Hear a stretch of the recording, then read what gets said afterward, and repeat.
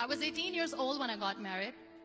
I belonged to a very conservative family, a Baloch family, where good daughters never say no to their parents. My father wanted me to get married, and all I said was, if that makes you happy, I'll say yes. And of course, it was never a happy marriage. Just about after 2 years of getting married, about 9 years ago, I met a car accident. Somehow my husband fell asleep and the car fell in the ditch. He managed to jump out, saved himself. I'm happy for him. But I stayed inside the car and I sustained a lot of injuries. The list is a bit long. Radius ulna of my right arm were fractured. The wrist was fractured. Shoulder bone and collarbone were fractured. My whole rib cage got fractured. But that injury that changed me and my life completely was the spine injury. Many people came to rescue. They gave me CPR. They dragged me out of the car. And while they were dragging me out, I got the complete transection of my spinal cord. Those 2.5 months in the hospital were dreadful. I was at the verge of despair. One day, doctor came to me and he said, well, I heard that you wanted to be an artist, but you ended up being a housewife. I have a bad news for you. You won't be able to paint again. Next day, doctor came to me and said, your spine injury is so bad, you won't be able to walk again. I took a deep breath and I said, it's all right. Next day, doctor came to me and said, because of your spine injury and the fixation that you have in your back, you won't be able to give birth to a child again. That day, I was devastated. I started to question my existence. Why am I even alive? So what kept me going was, one day I asked my brothers, I know I have a deformed hand, but I'm tired of looking at these white walls in the hospital and wearing these white scrubs.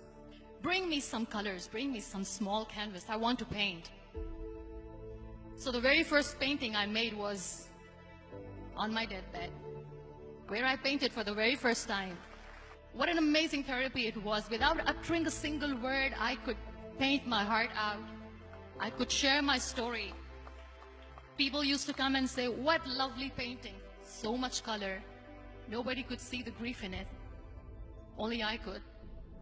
And that day I decided that I'm going to live life for myself.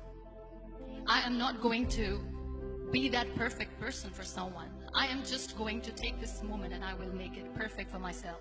That I'm going to fight my fears. So I wrote down one by one all those fears. And I decided that I'm going to overcome these fears one at a time. You know what was my biggest fear? Divorce. But the day I decided that this is nothing but my fear, I liberated myself by setting him free.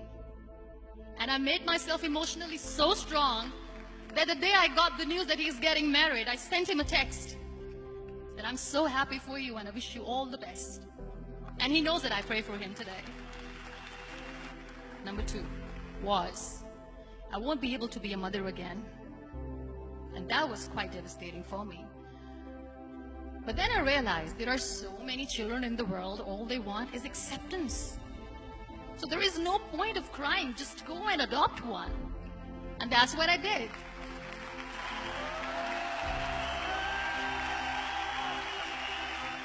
I gave my name in different organizations, different orphanages, and I waited patiently. 2 years later, I got this call from a very small city in Pakistan. I got a call and they said, are you Muniba Mazari? There is a baby boy and would you like to adopt?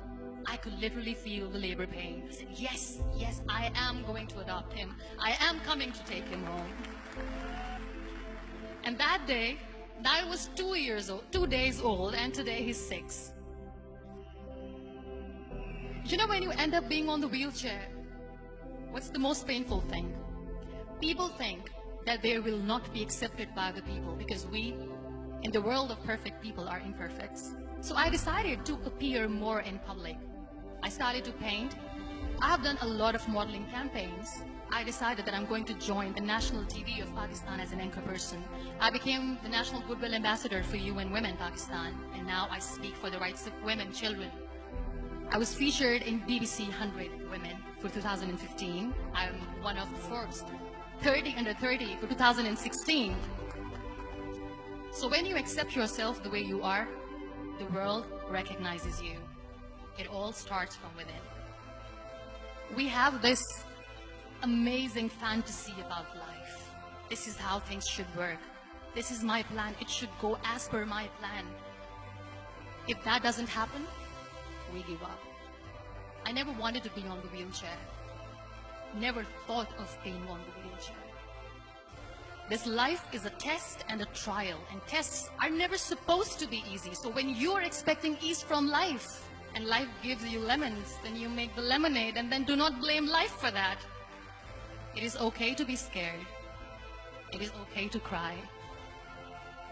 Everything is okay, but giving up should not be an option.